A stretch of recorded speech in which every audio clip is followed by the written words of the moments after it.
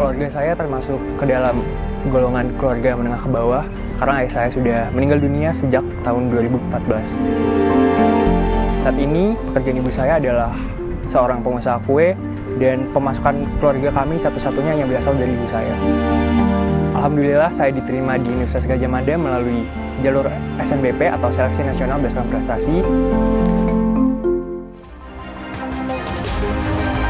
Kisah tragis harus dialami oleh seorang mahasiswa Fakultas UGM, Argo Eriko Afandi. Mimpi dari pemuda berusia 19 tahun yang lahir dari keluarga sederhana ini harus terhenti akibat kecelakaan tragis yang menimpanya. Nyawa Argo melayang akibat ditabrak oleh sesama mahasiswa UGM. Kalimat Justice for Argo pun menggema tak hanya di lingkungan sivitas akademik UGM namun juga lini masa media sosial. Karena kisah pilu Argo bukan sekedar berita tentang kecelakaan, namun ini tentang mimpi seorang anak yatim berprestasi yang terenggut akibat kelalaian di jalan.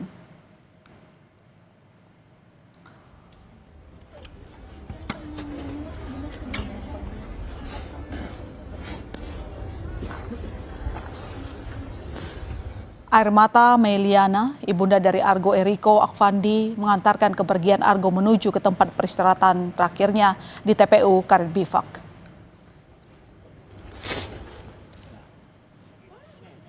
Bunga yang semestinya ringan digenggam, namun kini terasa begitu berat bagi Meliana karena harus ditaburkan di pusaran sang anak. Kepergian Argo menjadi pukulan besar bagi Meliana setelah sepeninggal suaminya pada 2014 lalu. Saya bangga, di samping saya berduka tapi saya punya tangisan bahagia. Nangis. Tapi ya sudah, saya berbaik sangka. Allah pasti akan menyiapkan lebih baik entah dengan cara apa ya. Karena kan titipannya sudah diambil, saya sudah kembalikan di 19 tahun ini. Berarti tugas saya nggak jauh. Sebenarnya saya dengan diamanahkan anak yatim ini adalah bentuk tanggung jawab saya ke Allah sih Pak, lebih ke situ. Bahwa api yang ini jauh lebih berat Pak. Ya pasti. Karena darah daging Pak, beda dengan suami. Sosok yang paling terpukul atas kepergian Argo Eriko tentu saja adalah sang ibu Meliana. Bagaimana tidak, selama ini putranya Argo hanya bertumpu pada dirinya. Sejak usia 7 tahun, Argo hanya dibesarkan seorang diri oleh ibunya. Ayahnya telah meninggal pada tahun 2014. Sepeninggal sang suami, ibu Argo tak ada pilihan selain mengambil alih tanggung jawab keluarga agar kehidupan keluarga dapat terus berjalan dengan berjualan kue. Melihat perjuangan sang ibu, Argo tidak tinggal diam. Argo berjuang dengan giat belajar dan mengejar prestasi. Usaha pun tak mengkhianati hasil. Argo dikenal sebagai siswa berprestasi hingga bisa diterima di Fakultas Hukum Universitas Gadjah Mada melalui jalur prestasi. Dan dia punya semangat dan dedikasi yang tinggi terhadap masa depan dia. Karena dia punya tujuan yang sangat mulia, yaitu ingin membahagiakan ibunya yang selaku single mom hingga saat ini. Dan juga untuk adiknya yang masih SMA 1.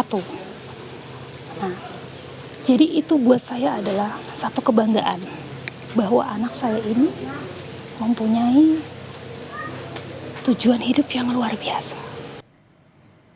Namun cita-cita Argo yang masih panjang ini terpaksa harus terhenti begitu saja.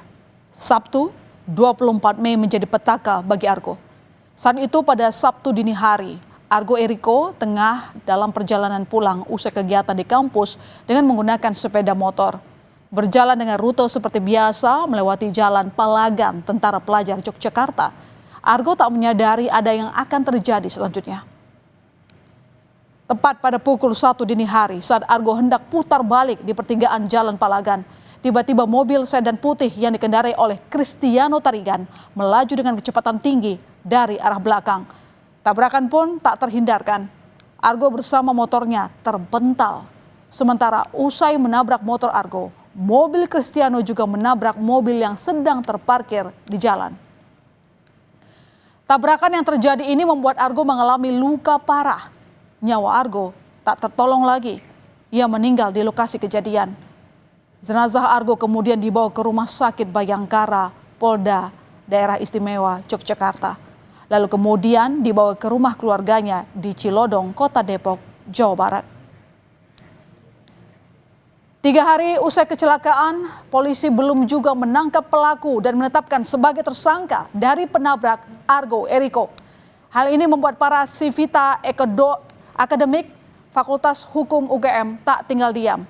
Kalimat Justice for Aldo pun digaungkan. Patung Dewi Keadilan di Fakultas Hukum UGM pun dibanjiri dengan karangan bunga. Sebagai simbol ungkapan duka cita sekaligus menuntut keadilan bagi Argo agar penabrak segera ditangkap. Di sini kami sebagai mahasiswa Universitas Gadjah Mada juga turut berduka cita atas wafatnya rekan kami Argo, yang dimana sampai saat ini kan juga terdakwa atas nama Mas Ano dari AYUP-FEB 2022 itu juga masih ditetapkan sebagai tersangka dan sampai saat ini belum mendapat kejelasan yang lebih valid lagi. Sejumlah mahasiswa UGM juga memberikan dukungan kepada almarhum Argo Eriko saat acara wisuda program sarjana UGM pada Rabu 28 Mei 2025. Sejumlah wisudawan dari Fakultas ISIPOL UGM memasang sebuah kertas yang tercetak foto Argo dan menunjukkannya di atas podium saat menerima ijazah. Dengan predikat cum laude. Catherine Valencia Pangestu dengan Setelah sekian hari didesak publik, polisi akhirnya menangkap mahasiswa Fakultas Ekonomi dan Bisnis UGM, Cristiano Tarigan, sebagai tersangka pengemudi mobil yang menewaskan Argo. Setelah dilakukan pemeriksaan, polisi bilang kecelakaan lalu lintas yang melibatkan 2 mahasiswa Universitas Gadjah Mada Yogyakarta dikarenakan faktor kelelahan fisik. Padatnya kegiatan tersangka Cristiano Tarigan menyebabkan pelaku kurang konsentrasi saat mengemudikan mobil. Hasil urin Cristiano disebut negatif alkohol dan narkoba. Tadi pelanggaran dia ya, dari hasil keterangan ini dan kita dan saksi yang lainnya, dia satu kurang konsentrasi. Ya. Makanya pada saat naik kendaraan ya dia tidak klakson, tidak ada upaya menghindar, kemudian pengereman. Rem itu dilaksanakan setelah nabrak. Kota ini lelah, ya, karena aktivitas yang bersangkutan tadi dari pagi sampai malam itu full, ya. Buntut dari penetapan tersangka ini, untuk sementara Fakultas Ekonomika dan Bisnis UGM menonaktifkan sementara status kemahasiswaan pelaku Cristiano Tarigan. Penonaktifan ini dilakukan agar pelaku dapat menghadapi proses hukum secara objektif. Meski Meliana, ibunda Argo, sudah ikhlas dengan kepergian anaknya, namun Meliana bertekad terus menempuh jalur hukum demi menegakkan keadilan bagi almarhum anaknya. Meliana memohon bantuan kepada Fakultas Hukum UGM membantu menyiapkan tim pengacara dalam kasus kecelakaan Argo. Begitupun dengan kasus hukumnya, keluarga Argo telah melimpahkan kepada kuasa hukum. Outstanding pertanyaan kami kepada kejadian, baik itu pelaku yang sesaat sebelum dan sesudah itu tolong dikawal lah gitu loh, sehingga baik aparat dan semua yang berwenang itu betul-betul menjalankan tugasnya dengan sebaik-baiknya. Saya yakin lah bahwa kita masih mempercayakan ini kepada pihak-pihak berwenang termasuk kepolisian maupun kuasa hukum kami. Saat kecelakaan yang menewaskan mahasiswa UGM Argo terjadi, rupanya mobil yang dikendarai pelaku Cristiano menggunakan plat nomor palsu, yaitu F1206. Pasalnya, plat nomor tersebut berbeda dengan plat nomor saat dilakukan olah TKP. Hal ini menimbulkan spekulasi bahwa plat nomor kendaraan telah diganti untuk menghindari identifikasi lebih lanjut. Inilah plat nomor kendaraan yang terpasang saat olah TKP di Polsek Ngalik, Sleman. Plat mobil ini berbeda dengan mobil Cristiano Tarigan saat pelaku menabrak korban. Mobil milik Cristiano Tarigan berganti menjadi B1442 NAC.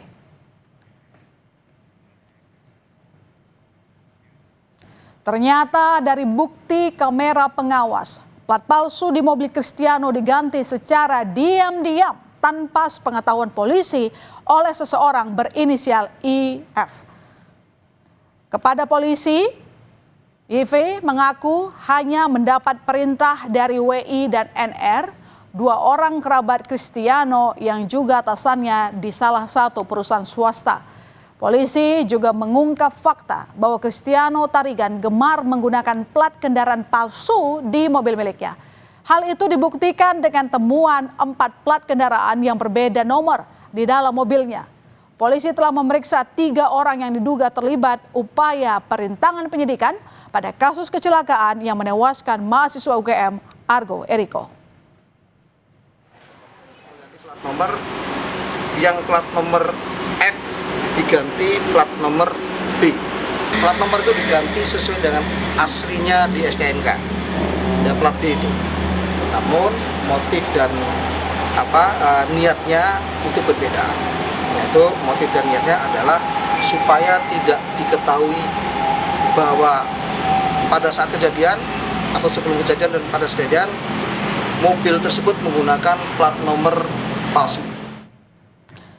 Ya, semoga kasus ini ditangani secara adil dan transparan sehingga tidak ada yang bisa lolos dari hukuman. Pelaku yang telah menghilangkan nyawa seseorang pun harus dihukum sesuai perbuatannya. Ingat, keadilan tanpa kekuatan tidak berdaya. Kekuatan tanpa keadilan adalah tirani.